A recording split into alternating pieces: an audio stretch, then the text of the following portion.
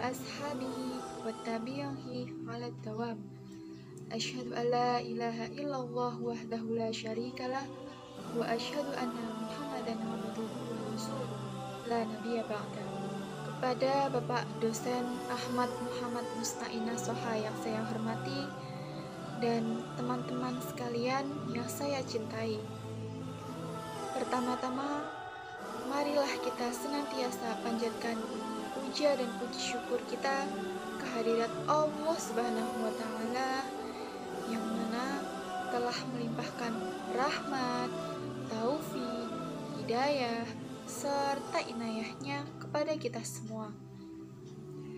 Yang kedua kalinya, tak lupa salam serta sholawat semoga senantiasa selalu tercurahkan kepada junjungan kita Nabi Agung Muhammad Sallallahu Alaihi Wasallam yang kita nanti-nantikan syafaatnya di yaumul qiyamah nanti.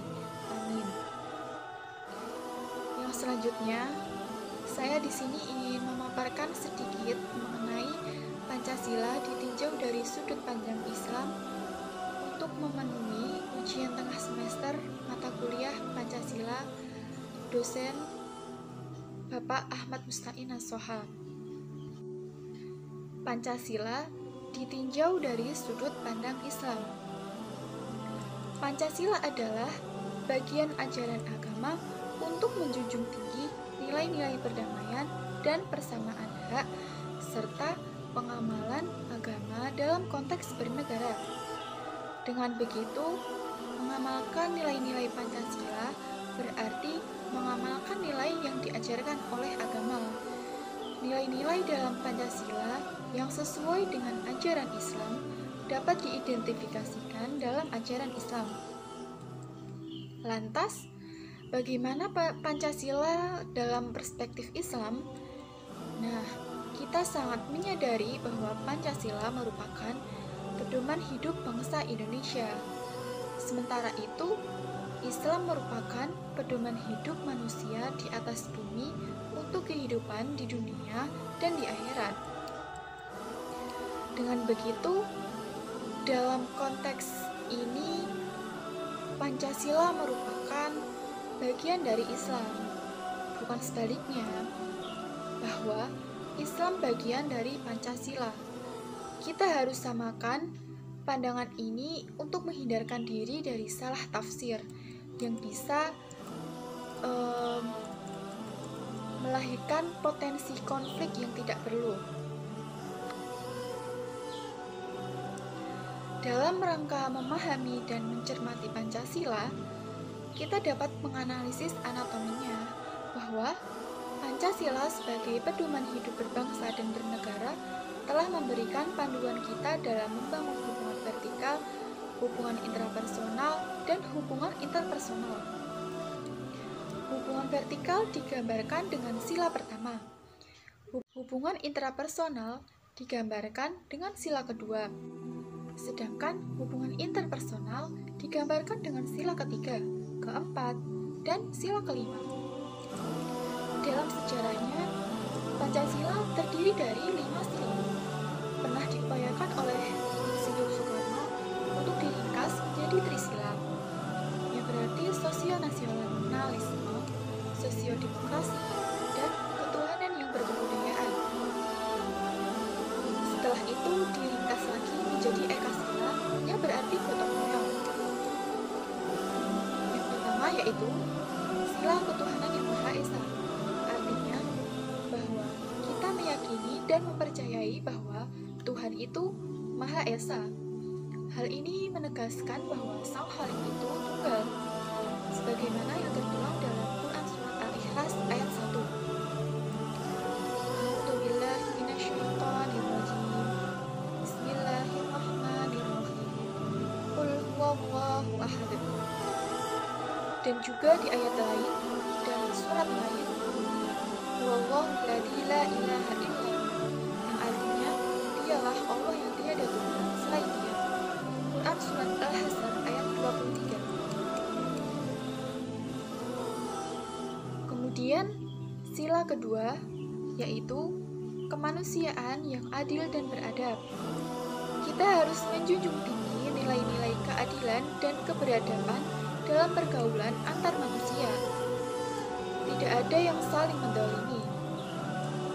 Allah menugaskan dalam Quran Surat Ar-Rahman ayat 9, dan tegakkanlah timbangan itu dengan adil dan janganlah kamu mengurangi neraca itu. Rasulullah Shallallahu Alaihi Wasallam juga bersabda, wahai manusia, sesungguhnya yang membinasakan orang-orang sebelum kalian adalah jika orang terhormat di antara kalian mencuri, mereka membiarkannya, namun jika yang lemah mencuri, mereka menghukumnya. Muttafaqun alaih. Keadilan mutlak harus ditegakkan, tidak boleh dipandang buruk. Jika terjadi kecurangan dan ketidakadilan, maka kehidupan antar manusia tidak pernah aman, dibayangi oleh ancaman. Selain daripada itu, kehidupan manusia harus diwarnai dengan perilaku beradab. Allah Subhanahu wa Ta'ala berfirman dalam Quran Surat Al-Qalam ayat 4, yang artinya, sesungguhnya engkau Muhammad berada di atas budi pekerti yang agung.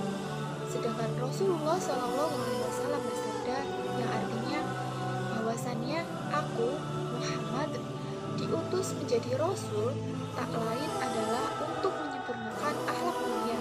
Hadis riwayat Bukhari.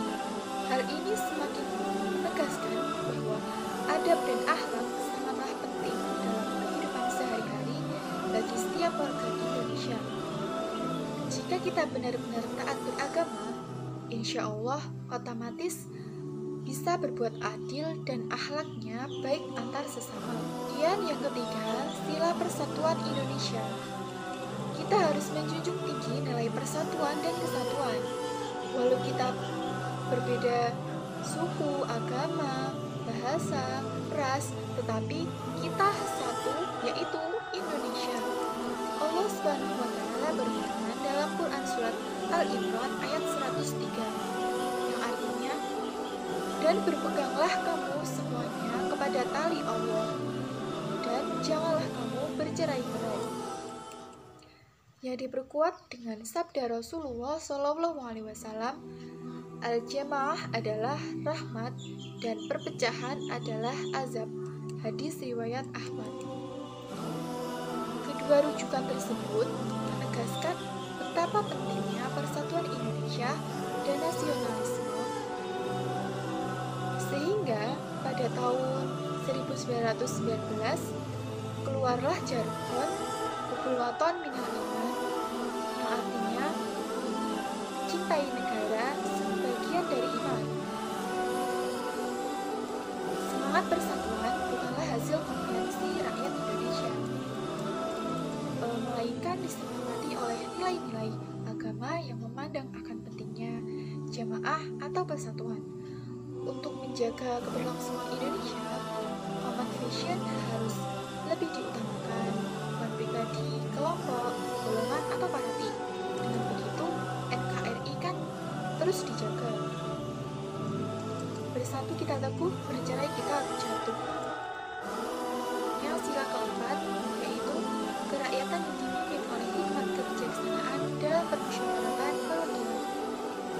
Kita seharusnya menjunjung tinggi wisdom dan musyawarah dalam menegakkan politik nasional. Hal ini sejalan dengan Islam yang tertuang dalam Quran Surat An-Nahl ayat 128, yang artinya, serulah manusia kepada jalan Tuhanmu dengan hikmah dan pelajaran yang baik dan pantahlah mereka dengan baik. Demikian juga dalam Quran Surat Al-Imran ayat 159, yang artinya, dan bermusyawarahlah dengan mereka dalam urusan itu. Kemudian apabila kamu telah membulatkan mereka, maka bertakwalah kepada Allah SWT. Sesungguhnya Allah menyukai orang-orang yang bertawakal kepadanya. Yang dikuatkan dengan telah bersabda Rasulullah SAW kepada Abu Bakar dan Umar, apabila kalian berdua sepakat dalam musyawarah, maka aku tidak akan menyalahi kalian berdua. Hadis riwayat Imam Ahmad. Begitulah ayat Al-Quran dan hadis Rasulullah. Kita dalam berpolitik jangan sangat diperlukan berpikiran dan sikap yang bijak dengan melibatkan hati nurani dan martabat. Demikian pula dalam urusan pembuatan musyawarah, keputusan musyawarah hendaknya lebih diutamakan dengan cara musyawarah dan mufakat. Jika upaya ini gagal, barulah dilakukan dengan voting. Inilah yang menjadi persoalan dewasa ini, bahwa ada kesan pilihan langsung merupakan praktik demokrasi yang kurang sejalan dengan lahir Pancasila. Kemudian sila kelima yaitu keadilan sosial bagi seluruh rakyat Indonesia. Kita bertanggung jawab untuk bersama-sama menegakkan keadilan sosial bagi seluruh rakyat Indonesia dalam kehidupan sosial dan tidak ada diskriminatif atau privilege. Rumusan ini sebenarnya merujuk kepada Quran Surat An-Nahl ayat 90 yang artinya sesungguhnya Allah menyuruh kamu berbuat adil dan berbuat kebijakan, memberi kepada kaum kerabatnya, dan Allah melarang dari berbuat keji, mungkar, dan permusuhan. Dia memberi pengajaran kepadamu agar kamu dapat mengambil pelajaran. Hal ini dikuatkan dengan sabda Rasulullah SAW. Carilah keridhaanku dengan berbuat baik kepada orang-orang lemah kalian, karena kalian diberi rezeki dan ditolong disebabkan oleh orang-orang lemah kalian. Disahihkan oleh Al-Imam Al-Albani dalam As-Sahihah nomor 779.